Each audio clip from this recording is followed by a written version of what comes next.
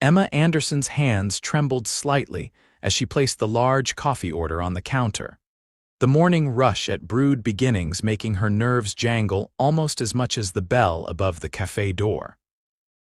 It was the same order every weekday morning, 12 assorted coffees, 3 with specific modifications that she'd memorized after just the second day. The order always came under the name Marcus, though she'd never met the person who placed it.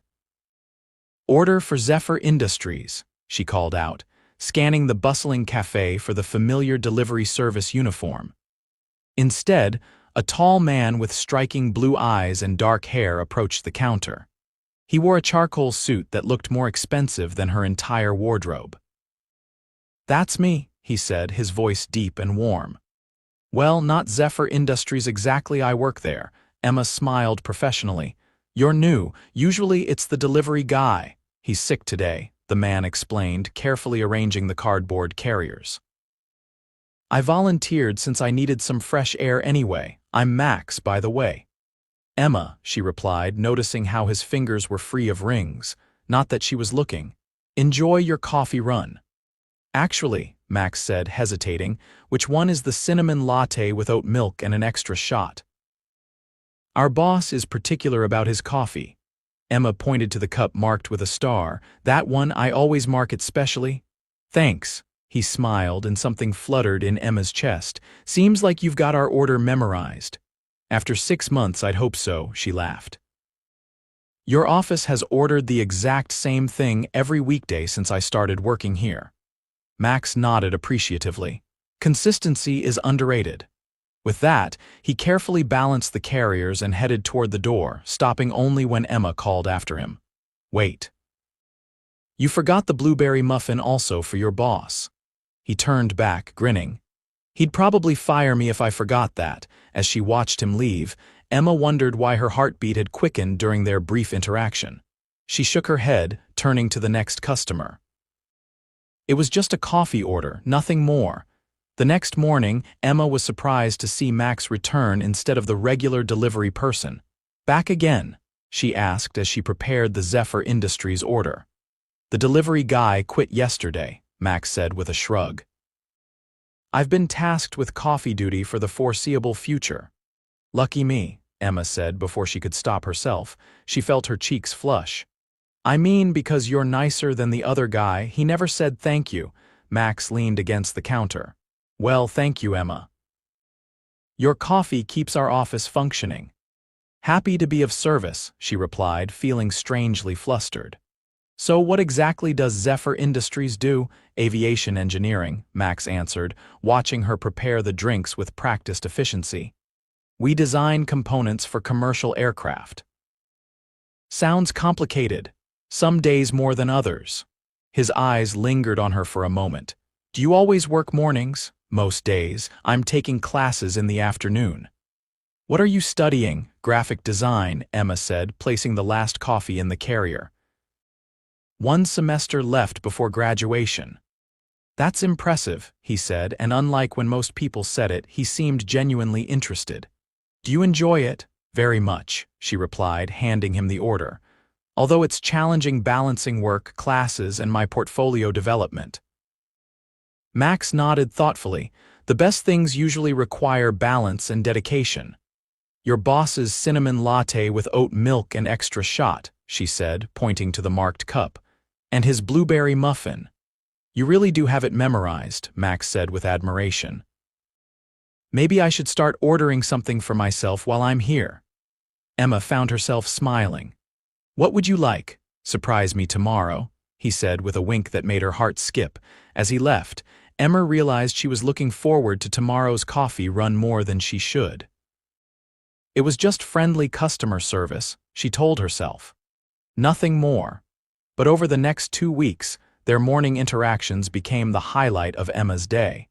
She began experimenting with different coffee combinations for Max, who seemed genuinely delighted with each creation. "This is amazing," he exclaimed after taking a sip of her latest concoction, a honey lavender latte with a hint of vanilla. "You should be developing coffee flavors professionally." "Just a hobby," Emma replied, though his compliment warmed her. How's your boss liking his consistent order? Something flickered across Max's expression. He's quite satisfied.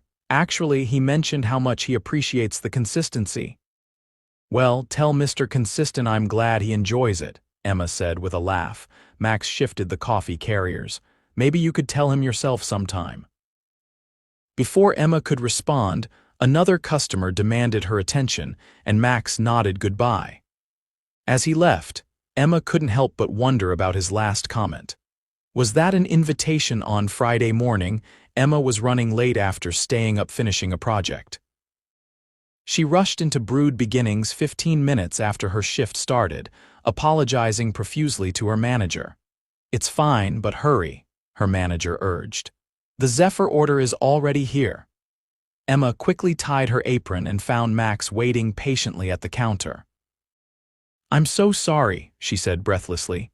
Design project deadline. No worries, Max said, his eyes crinkling with a smile. I understand deadlines all too well.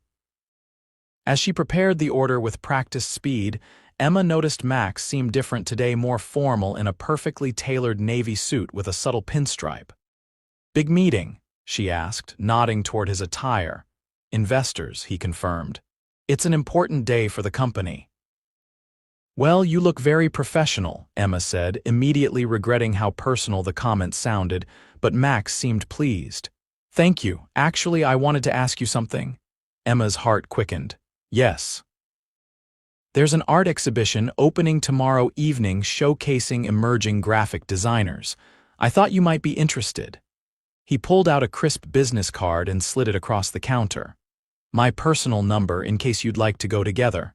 Emma stared at the card. Zephyr Industries, Maxwell Zachary, she read aloud. She looked up, confused. You're not just some guy who works there. Max had the decency to look slightly embarrassed. I'm the director of operations. Wow, Emma said, impressed despite herself. That's definitely not just some guy. So the exhibition? Tomorrow at 7, Emma hesitated only briefly before smiling. I'd like that. Great. Text me your address and I'll pick you up at 6:30. As Max left with the coffee order, Emma examined his business card more closely. Director of Operations at just, she guessed, early 30s. He must be incredibly talented. She carefully tucked the card into her pocket, feeling both excited and nervous about tomorrow evening. Emma spent far too long getting ready the next evening, changing outfits 4 times before settling on a simple black dress that looked professional yet elegant. She was putting the finishing touches on her makeup when her phone buzzed with a text from Max. Downstairs whenever you're ready. No rush. Taking a deep breath, she grabbed her portfolio just in case networking opportunities arose at the exhibition and headed down to meet him.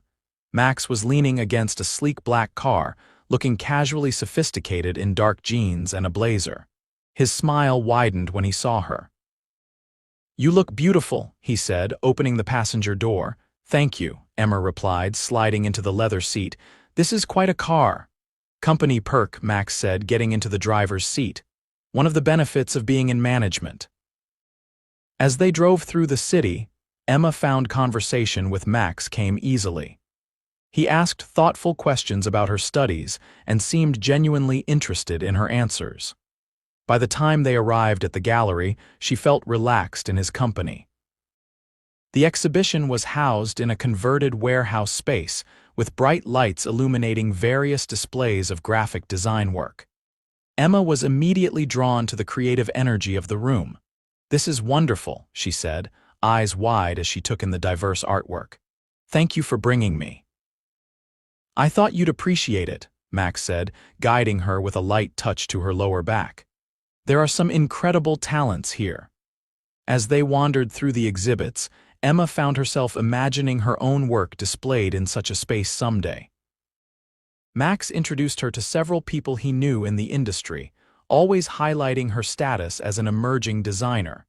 You've got connections in the design world too? Emma asked after one particularly helpful introduction. Max shrugged modestly. Zephyr does a lot of work with creative agencies for our marketing materials. I've picked up a few contacts along the way. They had just paused in front of a particularly striking digital illustration when Emma heard someone call Max's name. Turning, she saw an older man approaching with purpose.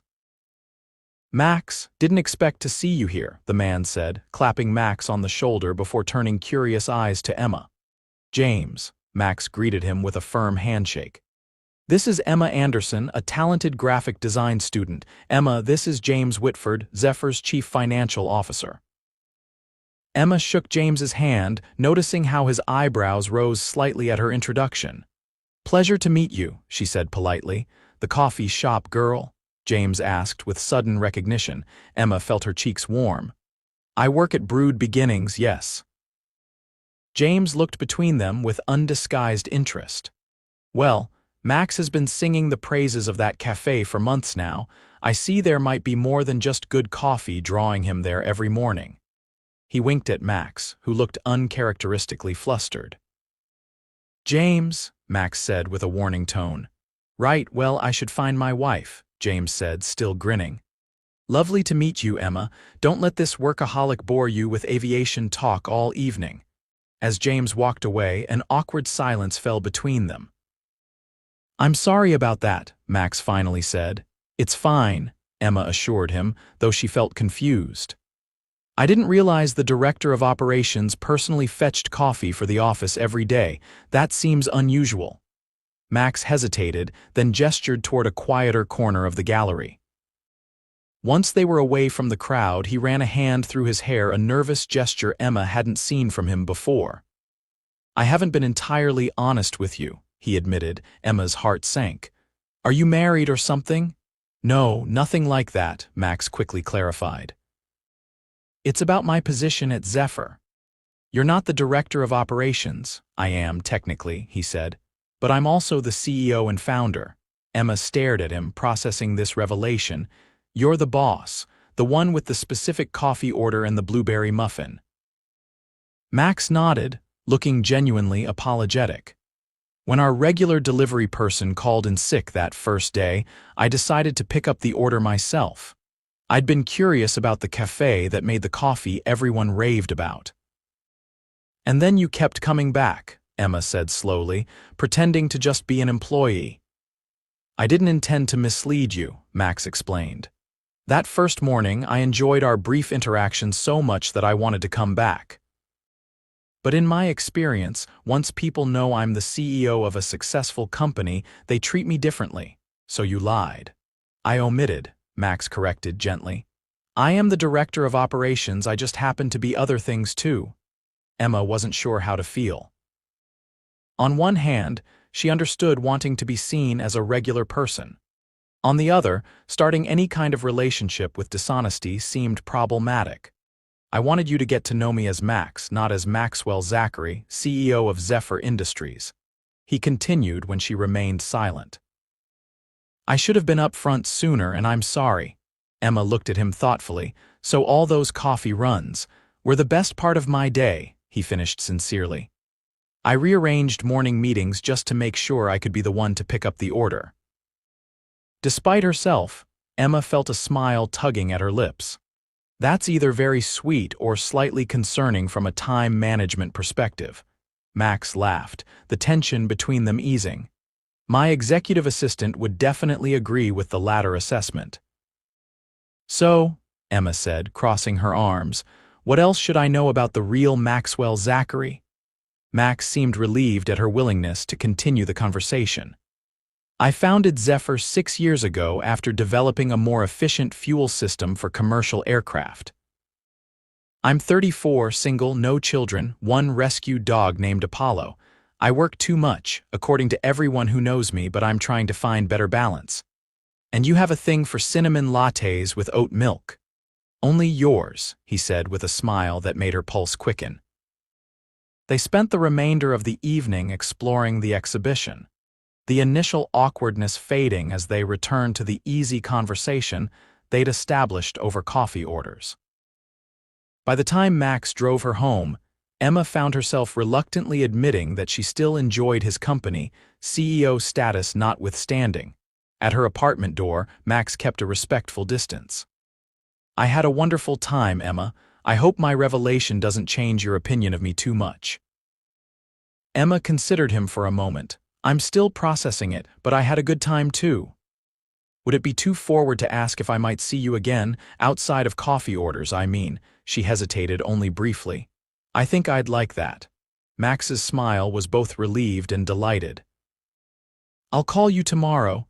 I'd prefer if you still came for the coffee order," Emma surprised herself by saying. "I've gotten used to starting my day that way." "Then I'll definitely be there," Max promised, his eyes warm. "Good night, Emma."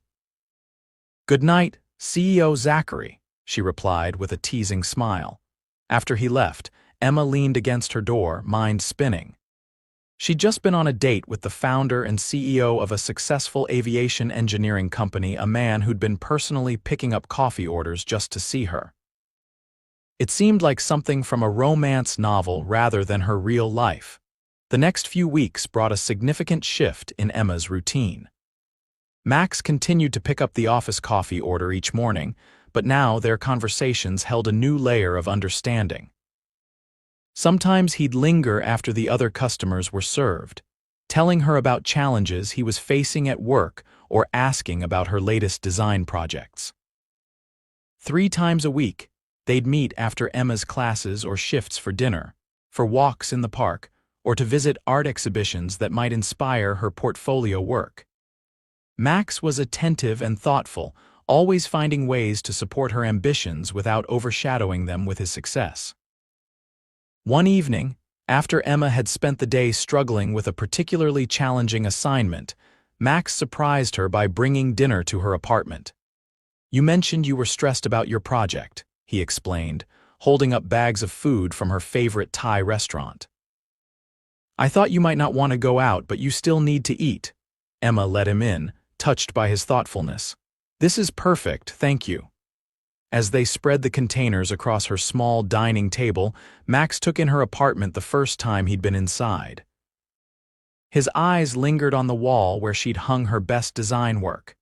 "These are incredible," he said, moving closer to examine a poster she'd created for a fictional music festival.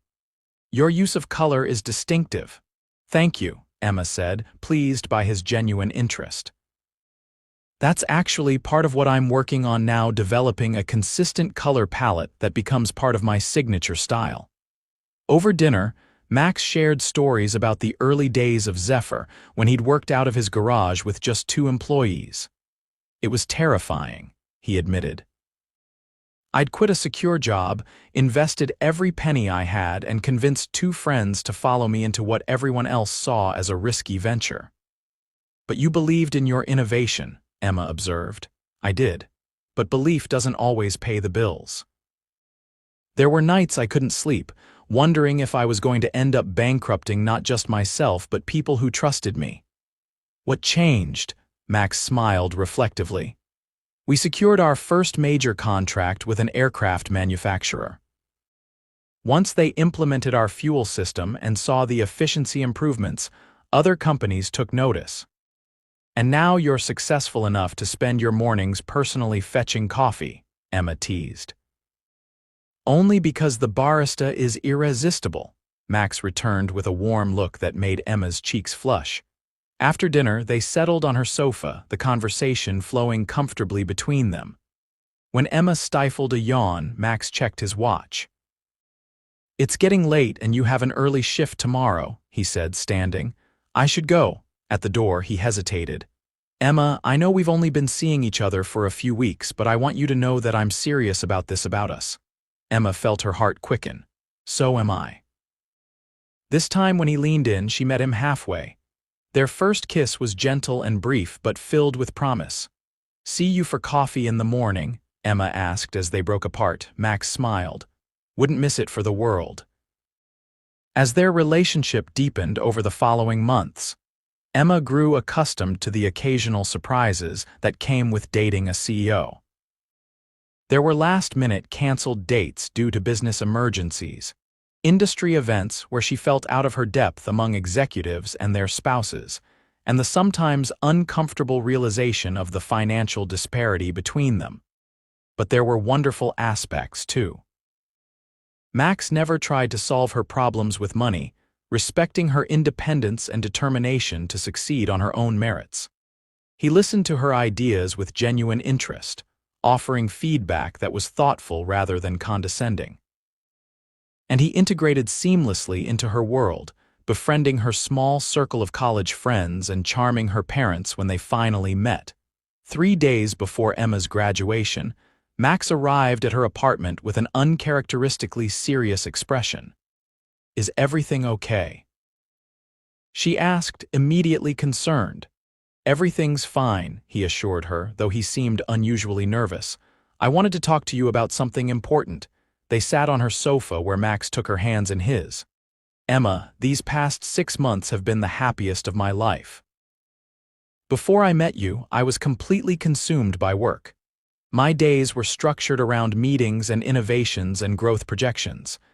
And now they're structured around coffee runs," Emma said with a small smile. "Exactly," Max agreed. "And those coffee runs have become the foundation of my day. Seeing you first thing in the morning sets everything else in perspective." He reached into his pocket and pulled out an envelope. "Your graduation is in 3 days, and I wanted to give you something to mark the occasion." Emma opened the envelope to find a business card inside. Unlike Max's Zephyr Industries card, this one read Emma Anderson, graphic designer, with her contact information. "Turn it over," Max urged. On the back was printed, "Creative Director, Anderson Zachary Design Studio," with an address in the Arts District downtown. Emma looked up, confused. "I don't understand." "It's an opportunity, not an obligation," Max explained quickly. "I've leased a studio space for 1 year. It's fully equipped with everything a graphic design business would need. If you want it, the space is yours to build your own company. If you don't, no pressure, the lease is paid either way." Emma stared at the card, emotions conflicting. "Max, this is too much. I can't accept this." "I know you want to succeed on your own terms," he said earnestly. "This isn't me trying to bankroll your career. It's me believing in your talent enough to invest in it. You'd have complete creative control. I'd just be a silent partner handling the business side until you learn the ropes." "Why Anderson Zachary?" she asked, still processing. Max's expression softened. "Because I'm hoping that someday we might share more than just a business name." Emma's breath caught as she realized what he was implying. "Max, I'm not proposing right now," he clarified quickly. "I know it's too soon, but I want you to know that's where my heart is heading. I love you, Emma, and I believe in your talent as much as I believe in us." Tears welled in Emma's eyes. "I love you too, but I'm scared of being seen as successful only because of my connection to you." "Your work speaks for itself," Max said firmly. "Anyone who sees your portfolio knows that. The studio would just give you the platform to showcase your talent without having to struggle through years of entry-level positions where you'd be underutilized and underpaid." Emma looked again at the business card, allowing herself to imagine having her own studio right out of college. It was an incredible opportunity, one that most new graduates could only dream about. "What if it doesn't work out between us, I mean?" she asked softly. "Would you regret this investment?" "Not for a second," Max answered without hesitation. "Whether we're together or not, I believe in your potential. The studio is yours regardless." Emma took a deep breath. "Can I think about it?" "Of course," Max said, pulling her close. "Take all the time you need." On graduation day, as Emma accepted her diploma, she spotted Max in the audience, applauding with unmistakable pride. Her parents had insisted on hosting a small celebration at their home afterward, and Max had fit seamlessly into the family gathering, helping her father with the grill and discussing design trends with her mother, who was an amateur painter. Later that evening, as they walked through her parents' garden, Emma made her decision. "I want to accept your offer," she said, stopping beside a flowering rose bush, "but with conditions." Max raised an eyebrow. "I'm listening." "First, we draw up a proper business agreement. I'll repay your investment over time as the studio becomes profitable." "Fair enough," Max agreed. "What else?" "Second, while I appreciate the name Anderson Zachary, I think I need to establish myself as Emma Anderson Design first. Maybe we can revisit the partnership name later." A smile spread across Max's face. When we share more than just a business card, Emma nodded, a blush coloring her cheeks. And third, I still want to make your coffee every morning. Max looked puzzled. You're going to run your own design studio but keep your barista job? No, Emma laughed. I'll buy a professional espresso machine for the studio. You can stop by on your way to work. Ah, Max said, understanding dawning, so I'll still get my daily fix of both caffeine and you. Exactly, Emma confirmed. Some traditions are worth keeping. Max pulled her close, kissing her softly. I think we have ourselves a deal, Miss Anderson. 1 year later, Emma stood in her thriving design studio, surveying the space with pride. What had begun as Max's graduation gift had transformed into a successful boutique agency specializing in branding for sustainable businesses. She'd hired 2 junior designers to help with the workload, and her client roster was growing steadily. True to tradition, Max still stopped by every morning for his cinnamon latte with oat milk and an extra shot, though nowadays, he often stayed for a while, working from the comfortable corner of her studio she designated as the CEO spot, before heading to his own office. As Emma prepared for a client presentation, her phone buzzed with a text from Max. Meet me at Brood Beginnings after work, for old time's sake. Smiling, she texted back her agreement. The café held a special place in their story, and they occasionally returned for anniversary celebrations or important conversations. That evening, Emma found Max waiting at a table in the back corner of the café, the same table where they'd had their first proper conversation outside of coffee orders, when he'd stopped in one afternoon and found her studying.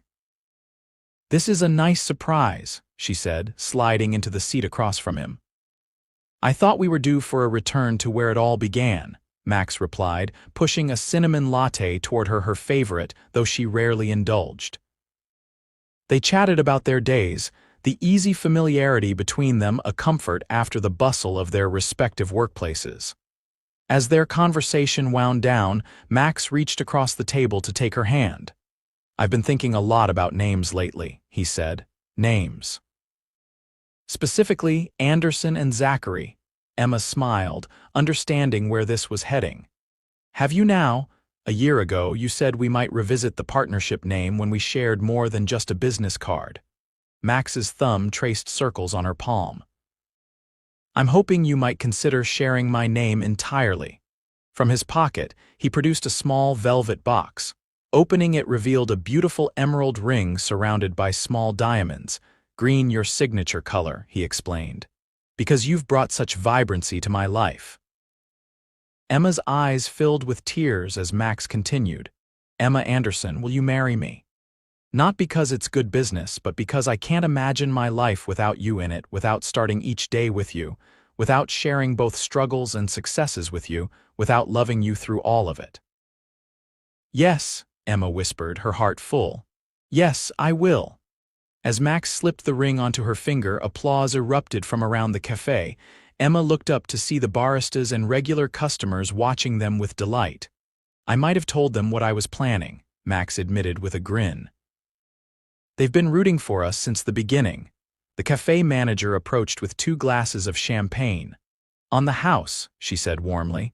We've watched this whole romance unfold from day one. Emma laughed, overwhelmed with happiness. From cinnamon lattes to proposal, quite a journey. And it's just beginning, Max promised, raising his glass to hers. To us and to all the mornings to come.